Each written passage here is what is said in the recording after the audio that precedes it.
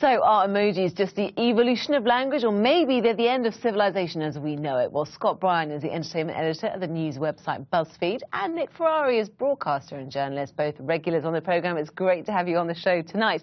Scott, let's start with you. A friend or foe of the emoji? Where do you stand? Absolute friend. I mean, it's one of those real bizarre things that I seem to got on my phone about a year ago after a lot of my friends were using it.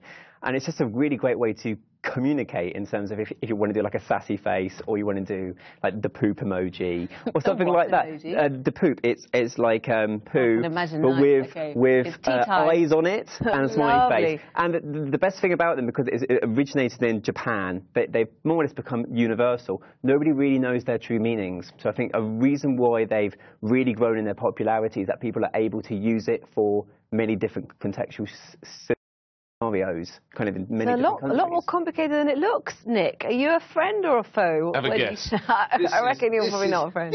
I'm sorry, this isn't a fast-growing language. It's not a language at all. It's the mad ramblings of prepubescent children.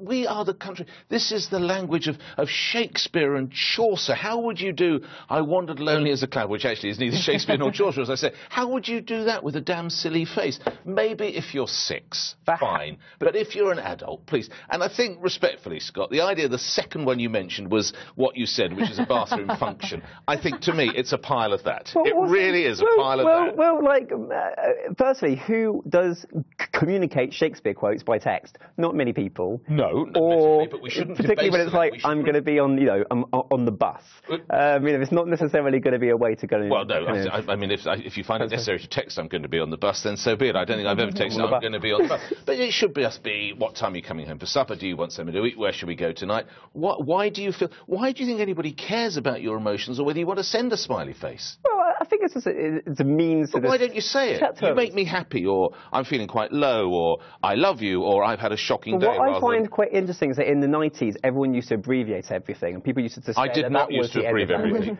So like mate as an M and 8 and so forth. Now I feel that people are using this instead. No, I don't do M and 8. I tell you what's interesting from this research is they say that I think it's well over 70%, so a big majority of 18 to 24-year-olds, so they actually find it difficult to communicate or show their emotions, and this is a good substitute. Is that a good or a bad thing, do you think, Scott? Well, I mean, I don't think it necessarily means that people are opening up more. I think the whole thing about text communication in the first place is that you're able to express yourself because it's not face-to-face. So I don't think that there's any more terms of a limit. But I think it is kind of just a nice way to make it a bit more jazzy and spice it up in the same way that there's GIFs where people sort of send animations to each other. And what are your concerns, Nick, that we stop talking to each other?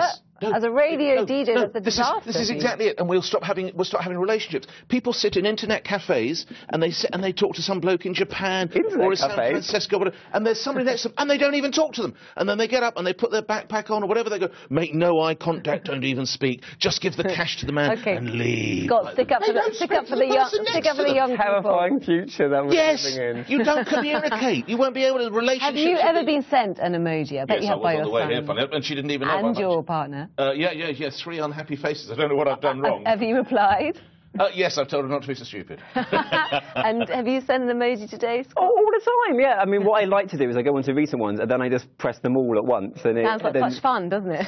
No. Yes, it is. If you're 11, maybe. By the end of the night, we'll be getting you sending I can show you settings, about, and then go in. No. Thank you Let me show you a book. You might like it. Try a book.